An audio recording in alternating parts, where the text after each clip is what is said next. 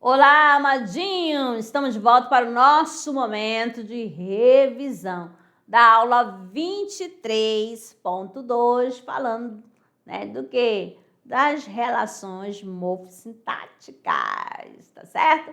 Vamos lá, de olho na tela! Temos aqui o que é morfologia? É o estudo da estrutura, da formação e da classificação das palavras, certo? Aí você tem lá, gato. Gato é o quê? Substantivo, né? Aí se você fala assim, a gata, você vê que tem uma flexão, tá? Então ela vai ter flexão de gênero, de número e de grau, tá certo? Aí nós temos aqui sintaxe, é o estudo das funções das classes. Como assim sintaxe? Por exemplo, pode vir o sujeito, pode ser o núcleo do sujeito, pode ser a questão do predicado, de adjunto, é a sintaxe, tá? E o que é essa relação morfossintática? É quando eu tenho morfologia mais a sintaxe. Então, faz a análise compreendendo o uso da morfologia e da análise sintática em uma dada oração.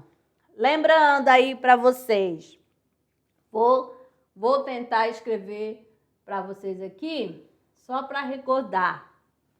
Aqui vou dizer assim, João chegou cedo. Presta atenção aqui, a letra tá feinha. Aí você vai analisar. João, substantivo próprio. Chegou, verbo, cedo, advérbio. Então, na morfologia, tá? Morfologicamente. Agora vamos para a sintática, análise sintática. João, sujeito. Chegou cedo, predicado. Aí você tem chegar, verbo intransitivo. Cedo, adjunto, adverbial, de tempo. Aí aqui as relações sintáticas se estabelecem entre as palavras definem as estruturas possíveis na sintaxe de uma língua. Cada elemento desempenha uma função sintática. Então, essa é a questão lexical e gramatical, tá certo? Aí nós temos aqui, alguém aí trouxe um dicionário, aí você vai analisar cada um. Aí você vê que aqui tem pronome, tem um verbo, tem um artigo, tem um dicionário, tem um substantivo também, que é o nome. Agora, dependendo do contexto, né, ela pode exercer outra função. Como assim? Certo. Certo. Ó, quando eu falo o certo, opa, aí já não é mais o quê? Não está caracterizando, mas sim é um nome. Por quê? Veio um determinante antes, tá certo? O certo esse é normal. E aqui, ó, esse normal, ó, tá ligado a quê? Tá caracterizando o sujeito. Então, qual é a palavra que caracteriza o nome? Adjetivo, tá? Ele é adjetivo na morfologia. Quando for para a sintaxe, ele vai ser o quê? Predicativo, né? Do sujeito, que é uma atribuição ligada ao sujeito da oração. Aí o normal é ser certo. Já mudou a posição. Aqui o normal era adjetivo e aqui já ficou o quê? Sendo nome, substantivo. Então aqui por quê? Porque apareceu um determinante antes, o artigo. Então, aqui o normal é o sujeito do verbo ser e certo, que está ligada ao normal, é o adjetivo, porque está caracterizando esse nome, tá certo? Mas na sintaxe, a função do adjetivo é de predicativo do sujeito. Aqui na classe gramaticais, quais são as relações básicas? Nós temos aqui substantivo e verbo, tá certo? Substantivo e verbo. Aí, quando eu tenho as outras que são dependentes, por exemplo, o artigo, o pronome, o adjetivo, o numeral, sempre estarão ligados a quê? Ao nome, ao substantivo. Qual é a palavra que está diretamente ligada, que vai ser dependente do verbo? Aí você vai ter aqui o advérbio, tá certo? E aí nós temos as classes de ligação, que no caso, preposição e conjunção, e temos também a classe especial, que é da interjeição. Beleza? Certo assim? Então, amados, ficamos aqui com a nossa revisão e daqui a pouco tem mais atividades. Tchau, tchau.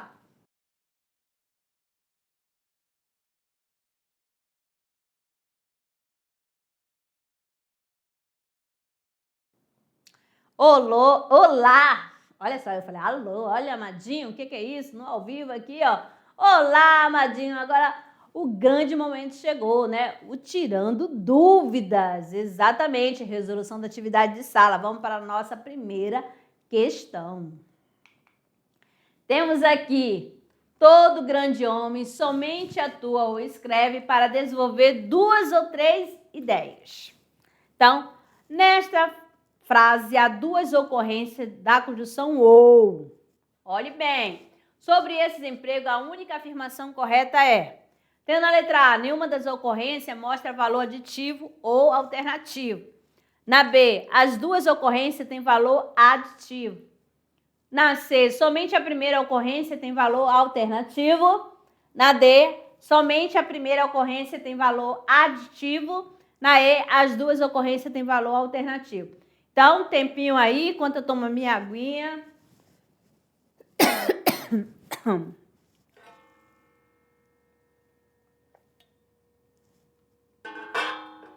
A, B, C, D ou E. Vamos que vamos. Ó, letra D, somente a primeira ocorrência tem valor aditivo. Todo grande homem somente atua ou escreve para desenvolver 2 ou 3 ideias. Então, nesse primeiro, esse ouzinho aqui, tá certo? Você atua e escreve. Então, somente a primeira tem valor aditivo, né? De soma. 2. Uma das grandes dificuldades no estudo da língua é a classificação da palavra ser. Então, nesse contexto, assinale entre suas ocorrências no texto a alternativa é que essa palavra não se classifica, né? Ou não pode ser classificada como conjunção. Então, aqui. A. Se essas concentrações se moviam menos, se as trutas estão curtindo as drogas, mesmo se o problema e se substâncias químicas sintéticas. Então, você vai procurar aqui, tá certo? Aquela que não pode ser classificada como conjunção, tá? Todas têm a função de conjunção, menos uma. Qual? A, B, C, D ou E. Aqui, amadinho, esse C aqui, ele é pronome, né? Se moviam menos, tá bom? A outra, esse se essa, ideia de conjunção, se as frutas, mesmo se o problema, se as substâncias, tá bom? Essas outras sim, que não faz parte é a letra B. Agora a próxima. Aponte a classe morfológica referente aos termos em destaque. Olha aqui que interessante. Aqui, para entender essa frase, ela isolada, né? No caso de algumas palavras que estão em destaque isolado, não tem como. Tem que estar no contexto, certo? Fogo na mata. Mata. Acendi um cigarro e você, 2. Agora aqui, tem mata, mata, 1, 2. Certo? Na letra A tem substantivo comum, verbo, artigo indefinido, numeral. Na letra B, temos verbo, numeral, numeral. Na letra C, adjetivo, advérbio, artigo definido, numeral. D, substantivo próprio, verbo, numeral, numeral, substantivo comum, verbo, preposição e numeral. Aqui, pelas alternativas, vocês conseguem observar que algumas são absurdas, né? Que extrapolam. Que você sabe aqui, fogo na mata. Mata é verbo? Mata é adjetivo? Mata é substantivo próprio? Mata é substantivo comum? Na primeira você já vai eliminando. Vai eliminando, tem umas que não tem nada a ver. Então, a C já seria de primeira. Pá! A D também. Pronto. Tá certo? E você já vai observando essas coisas assim. Ele não é adjetivo, não é adjetivo, não é substantivo próprio. Quando que é um substantivo próprio? Né? Quando nomeia, né? Por exemplo, esse próprio é um específico, um comum que é nomeado, que tem seu nome. Por exemplo, professora é um nome comum. Aí eu coloco Márcia, é o nome próprio. Entendeu? Aí você tem esse mata aí. A, B, C, D ou E, amadinho. Nós temos aqui a letra A, que tem um substantivo comum, tem o verbo, tem um artigo indefinido e tem um numeral. Então, houve essa sequência. Beleza? Quarta. Terra era povoada de selvagem. O termo grifado. Aí você vai observar aqui. Aqui ficou fora da ordem, mas vamos colocar assim, ó. A, B, C, D, E. Beleza? A, B, C, D ou E. Ficou feia a letra, né? A, objeto direto. B, objeto indireto. C, adjunto adverbial. D, complemento nominal. E, agente da passiva.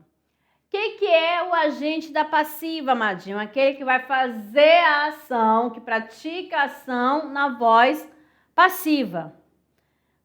Aquele que pratica. A gente já fala aquele que vai fazer a ação, tá bom? O que é um objeto direto? É aquele que vai completar o sentido do verbo sem auxílio de preposição. O que é o objeto indireto? É aquele que completa o sentido do verbo com auxílio de preposição. O que é o adjunto adverbial? É aquele que vai dar uma ideia, uma circunstância de lugar, de tempo, de modo. O que é o complemento nominal? O próprio nome já diz complemento nominal, que vai completar o sentido do nome. Então, já dei essa explanada aqui para vocês. Então, A, B, C, D ou E. Letra E é o agente da passiva, tá bom? De selvagem. Agora, amadinho, decolando para o futuro. Acompanhe aí, por gentileza, os velhos papéis, quando não são consumidos pelo fogo, às vezes acordam de seu sono para contar notícias do passado. É assim que se descobre algo novo de um nome antigo sobre o qual já se julgava saber tudo, como Machado de Assis. Por exemplo, você provavelmente não sabe que o autor carioca, né, morto em 1908, escreveu uma letra do hino nacional em 1867. E não poderia saber mesmo, porque os versos seguiam inéditos até hoje. Essa letra acaba de ser descoberta em um jornal antigo de Florianópolis pelo pesquisador independente Felipe Rissato. Das florestas em que habito, solto um canto varonil, em honra e glória de Pedro, gigante do Brasil.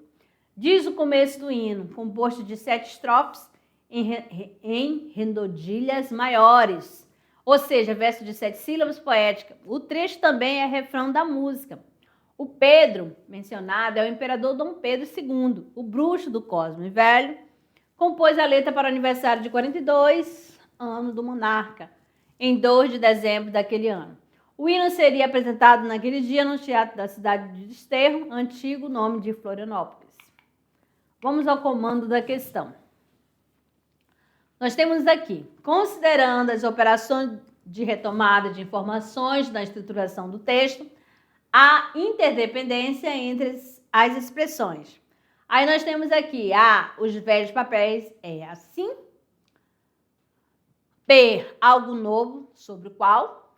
C, um nome antigo, por exemplo. D, o gigante do Brasil, o Pedro mencionado. E, o imperador Dom Pedro II, o bruxo do Cosme Velho. Então, A, B, C, D ou E. Chegando aqui para vocês o gabarito. A, letra D, o gigante do Brasil e o Pedro mencionado. Certinho? Terminamos aqui as atividades. Parabéns a todos que conseguiram, né, gabaritar. E agora, quero saber de vocês, amadinho. E a leitura da unidade 1. Como que está?